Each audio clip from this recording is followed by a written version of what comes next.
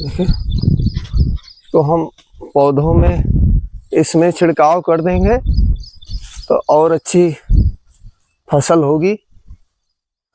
ये हमने चरी बोया हुआ है। अभी हमारे बर्तन है जो रात में खाना बना था। देखिए, हम जहाँ भी जाते हैं तो चंदन भी पीछे पीछे आता है कि देखिए, जो मन का भिखारी है, जो मन का भूखा है, मन का चोर है, उसको कोई बदल नहीं सकता। उसके पीछे अपना जीवन बर्बाद करें, ऐसे लोगों को कभी संतुष्ट नहीं किया जा सकता, चाहे उसे आप कुबेर के भंडार में ही बैठा दे। उनकी स्थिति बस ठीक उसी प्रकार है जैसे सोने के संदूक के ऊपर बैठकर और कोई भीख मांग रहा हो। और जब कोई गुरु मिल जाता है ना, तो उसी संदूक को उसे खोल कर दिखा देता है। अच्छा, ये मन के भिखारी होते भी अजीब हैं।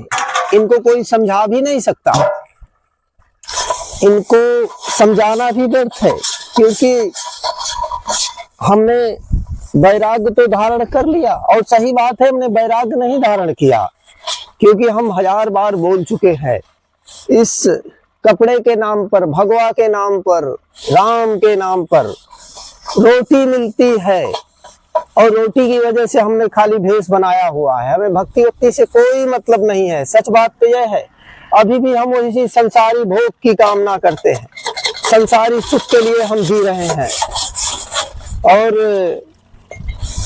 भक्ति का खाली ढोंग करते हैं। और आपने देखा होगा, हमने भी देखा, हमारे आश्रम में खुद भी यही हाल है कि जब काम का, रोटी बनाने का समय, जी हमारे आश्रम की खुद भी यही स्थिति है कि जो हमारे साथ रहते हैं, तो जब सुबह शाम काम का समय आता है, जैसे रोटी बनाना या दूसरे काम करना, तब वो क्या करेंगे, किताब खोलकर बैठ जाएंगे या जाके वहां इधर उधर कहीं बैठ जाएंगे, और जैसे ही मैं पास में जाऊंगा तो सीताराम सीताराम कहने लगते हैं।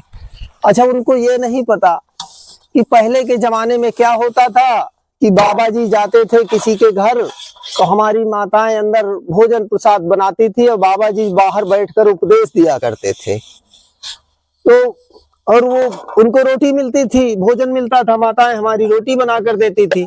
लेकिन आश्रम में तो कोई, यहाँ कोई है नहीं, यहाँ सब हम ही हैं, हम ही को बनाना है, हम ही को भोजन करना है। ये बात अभी तक उनको नहीं समझ में आ रही। तो हमने कई बार समझाया भी कि यह सब बात ठीक नहीं है, लेकिन हमारे कहने का मतलब, हमें तो ये सब चीजों में पढ़ के हम तो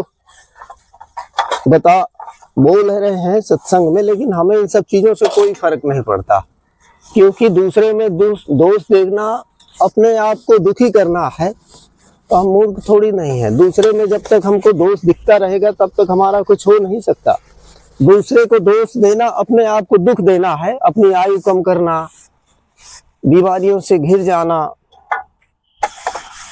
और हमने देखा बहुत लोग YouTube में डाल देते हैं, सिद्ध बाबा 105 साल, 120 साल, 200 साल गुफा से नहीं निकले, लेकिन हमें तो कोई ऐसा दिखा नहीं। फिर भी हम बता दें आपसे कि भोजन करने वाला व्यक्ति, चाहे बाबा हो चाहे गृहस्थ हो, मुझे नहीं लगता कि कोई 100 साल से ऊपर जी सकता है।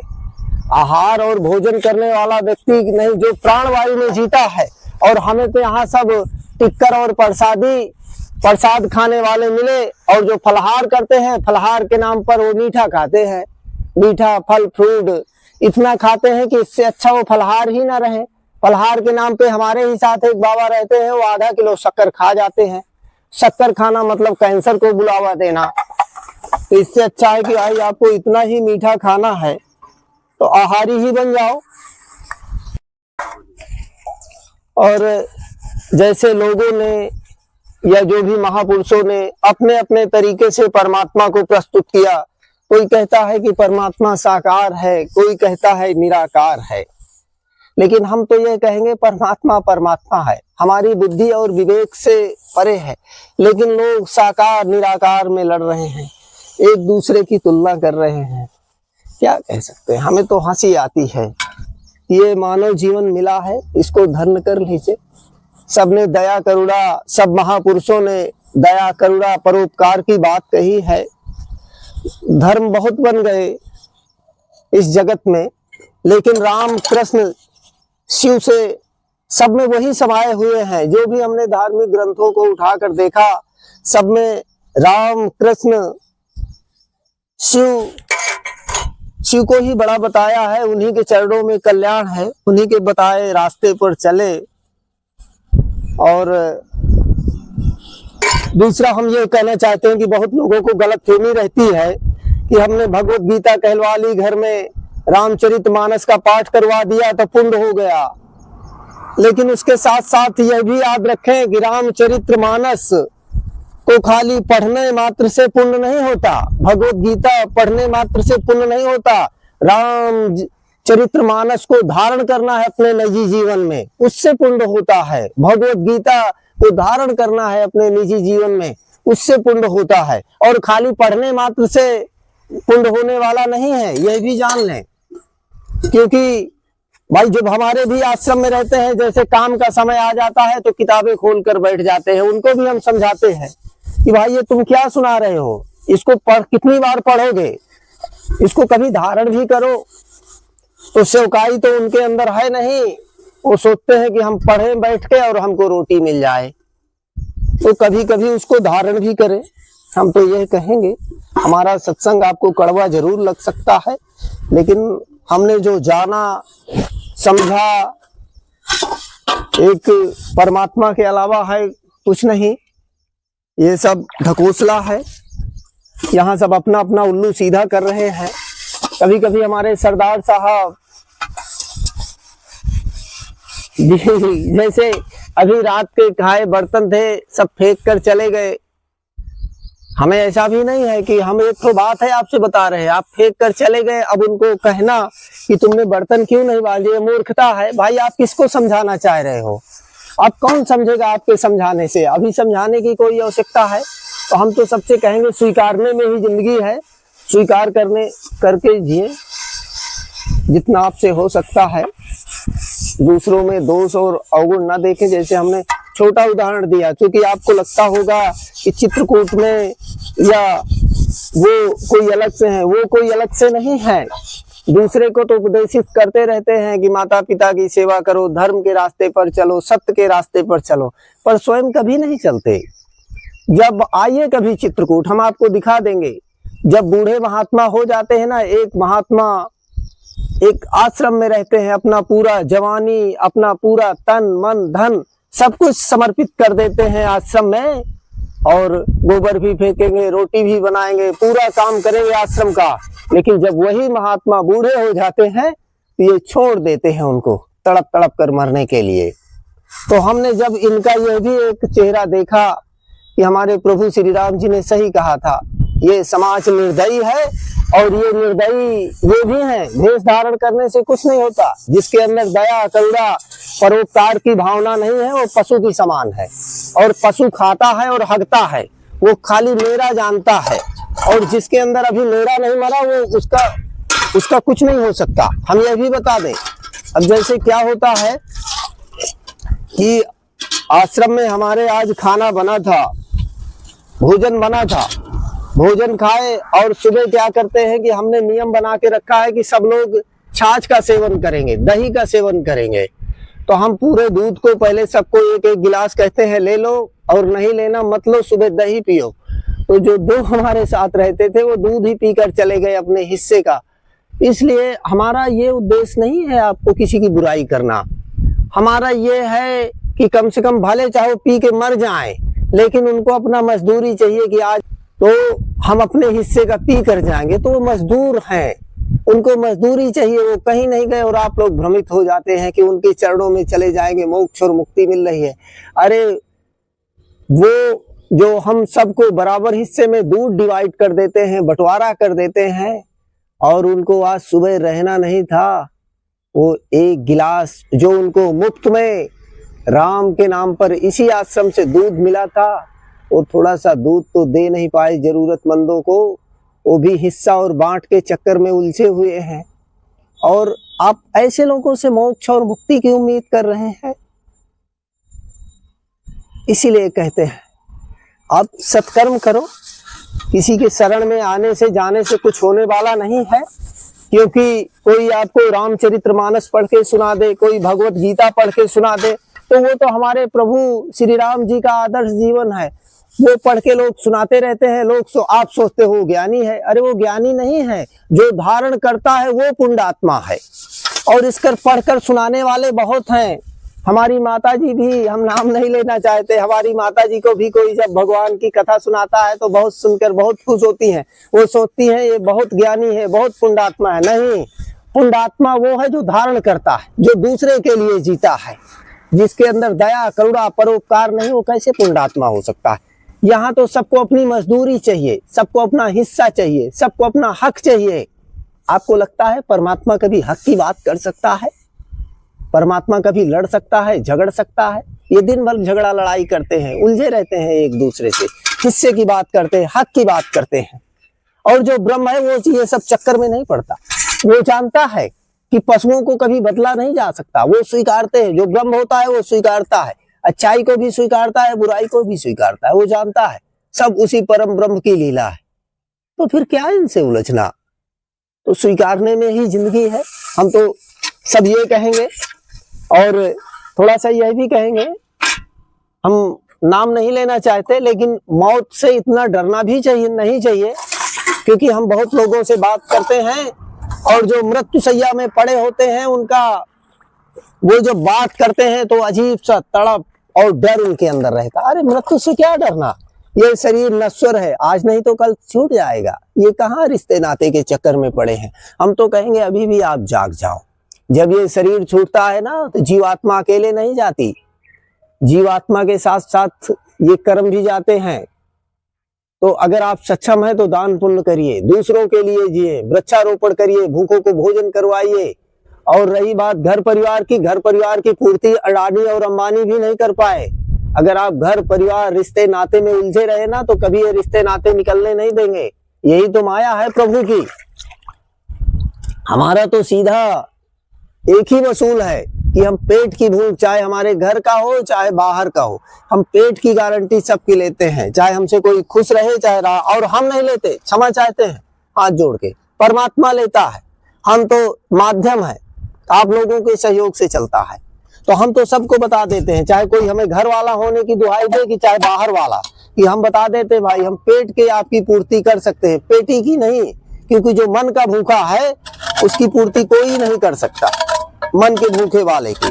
और मन के भूखे वाले जितने भी हैं, हम तो सबसे कहते हैं कि मन के भूखे वाले का तत्काल त्याग कर दे, नहीं तो खुद तो नरक में जाएगा ही। और जो मन का भूखा रहता है ना, लोग कहते हैं कि शैतान भूत प्रेत, जो मन के भूखे रहते हैं वही तो प्रेत है, वही तो भूत है। भूत और प्रेत कोई अलग से नहीं, थोड़ी नहीं है। जो मन के भूखे हैं, एक निराकार शैतान और भूत प्रेत होता है, वो आपको दिखता नहीं, वो खाली आपका वहम है और आपने नाम दे दिया भूत। और हम तो यह कहेंगे जो मन के भूखे हैं वही भूत और प्रेत है।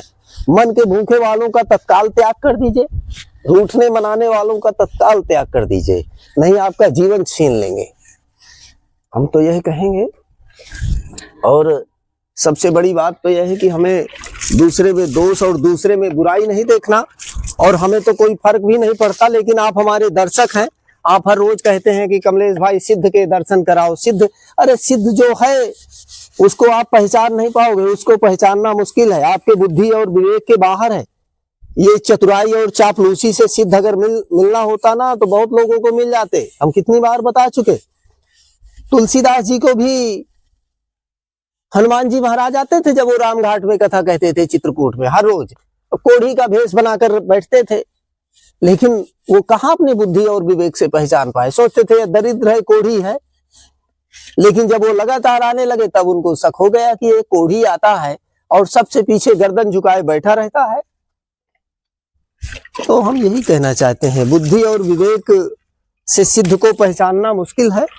और हमारे आश्रम में तो जो भी आए, तो जिसके अंदर सेवा की भावना हो कि हमको साथ में बर्तन भी मांजना है, साथ में भोजन भी बनवाना है, वही आए। और यहाँ मौज मस्ती वाले तफरी वाले मत आए। और गुरु और सदगुरु हम राजा राम के अलावा किसी को मानते नहीं, तो यहाँ गुरु और सदगुरु का आना तो बिल्कुल मना है, जो अपने आप को ब्रह्म और भगवान समझता है।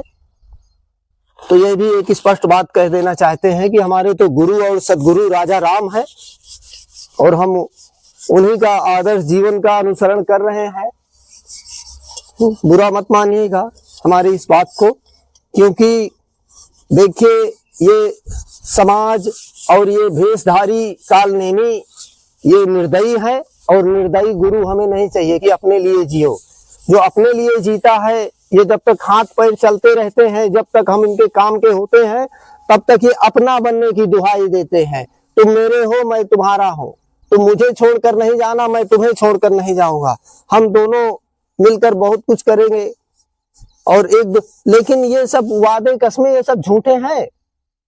जो कह दे कि तुम मेरे हो मैं तुम्हारा हूं, ये सब झूठ है, बकवास है, ये धोखा है। ये वही लोग हैं कि जब तक आप इनके इस्तेमाल में आते रहोगे, तब तक आपका जब तक इनसे आप शोषण करवाते रहोगे, तब तक ये आपसे प्यार करते रहेंगे। और जैसे ही आप आत्मनिर्भर हो जाओगे और ये शोषण करने को नहीं पाएंगे, आपको ठुकरा देंगे। या आप इनके काम आना जिस दिन बंद हो जाओगे, या इनके आप काम के जिस दिन नहीं रह जाओगे, ये दोगले और गद्दार, ये कालनेमी आपको ठुकरा देंगे। इसीलिए हम कहना चाहते हैं कि आप अपनी बुद्धि और विवेक से काम लें, ज्यादा इनके चक्कर में मत पड़े। ये संसार, ये समाज सब एक जैसा ही है, युग बदल गए, ये लोग नहीं बदले, तो ज्यादा इनके चक्कर में मत पड़े। हम तो यही आप सबसे कहना चाहते हैं।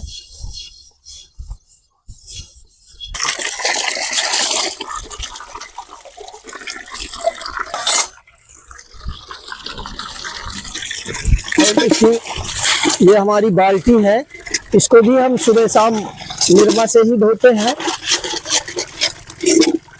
इसमें हम पानी पीते हैं ना, तो इसको भी हम निरमा से ही सुबह शाम धोते हैं।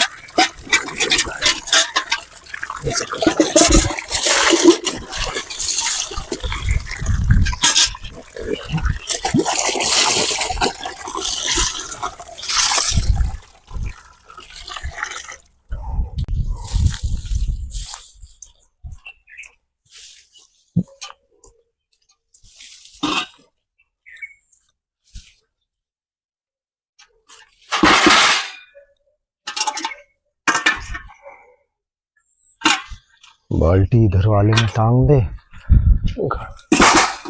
घड़ा यहाँ रख देते हैं।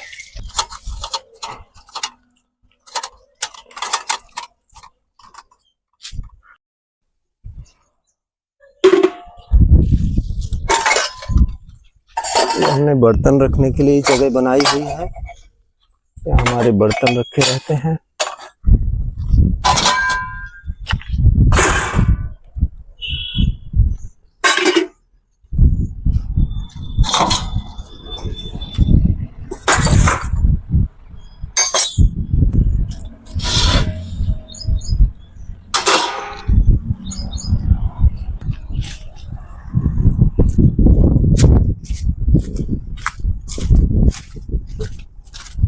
फोल्डिंग हम अंदर रख रहे हैं, रात में दोनों बाहर निकाल दिए थे। 24 घंटे नुकसान और फायदे को सोचकर जीता है, उससे आप क्या उम्मीद कर सकते हैं? उसको आप क्या समझा रहे हैं? अगर वो समझ जाएगा तो फिर नरक खाली नहीं हो जाएगा, भगवान की व्यवस्था नहीं रुक जाएगी। तो मुझे लगता है किसी को समझाना, किसी को कुछ कहना सुनना सब व्यर्थ है। इधर ईंटा लगा देते हैं छोटा सा, ये लग गया। और थोड़ा दूर कर दें क्या आज? हाँ जी जी, डिब्बा हटा देते हैं।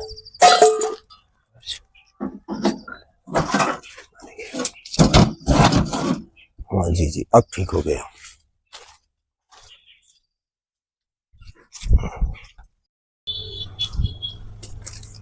ये अब लकड़ी हम ठीक से रख रहे हैं, ये लकड़ी भी बिखरी पड़ी है, तो अच्छा नहीं लग रहा। और ईंटा भी ऐसे रख देते हैं।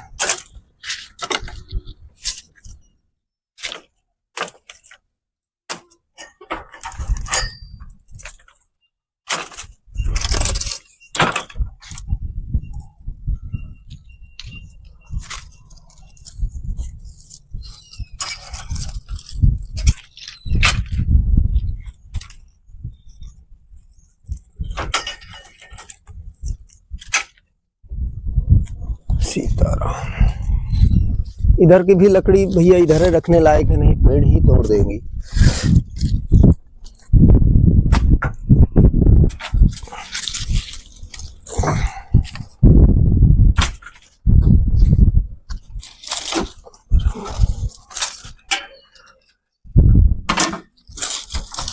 हमारी चटाई उड़कर यहाँ चली गई थी, तो हम ये चटाई ऐसे रख रहे हैं। तो अब देख लीजिए हमारा किचन साफ हो गया। अब कुछ लग रहा है बहुत ज़्यादा बिखेर कर चले, बिखर गया था। अब हम ताज़ा और गर्म पानी ताज़ा पानी भर दें डिब्बे में। अरे राम रे सीताराम।